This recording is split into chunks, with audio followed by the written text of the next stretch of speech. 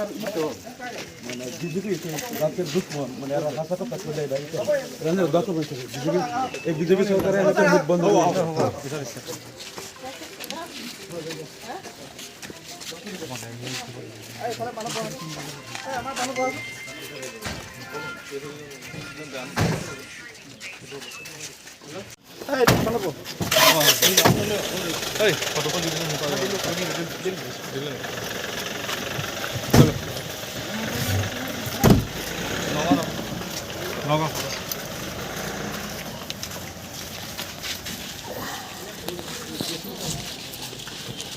পুলৱামাত যিদিনা বোমা বিস্ফোৰিত হৈছিল আৰু 6 বছৰ আগতে পুলৱামাত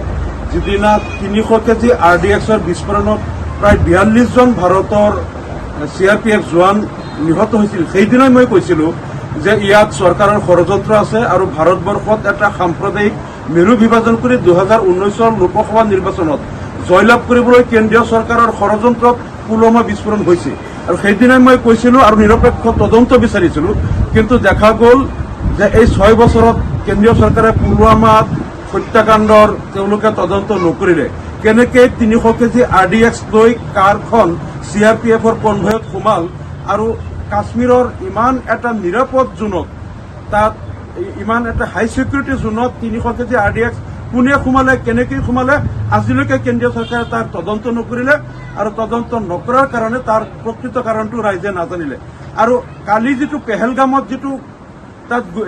গুলীবৰ্ষণৰ যিটো ঘটনা হ'ল ইয়াত সমগ্ৰ ভাৰতত বিজেপিয়ে প্ৰচাৰ কৰি আছে যে তাত সন্ত্ৰাসবাদীয়ে তেওঁলোকক নাম সুধি সুধি যদি হিন্দু হয় তেওঁলোকক গুলিয়াইছে মুছলিম হলে গুলিওৱা নাই কিন্তু তাৰ যিসকল ভুক্তভোগী তেওঁলোকে আকৌ যিটো বক্তব্য দিছে ইয়াত কোনো কাকো নাম সোধা নাই আন্ধাৰৰ পৰা তেওঁলোকে গোপনে গুলীবৰ্ষণ কৰিছে আমাৰ সন্দেহ পুলৱামাত যিটো চক্ৰই 300 কেজি RDX লৈ সেইদিনা বোমা বিস্ফোৰণ কৰি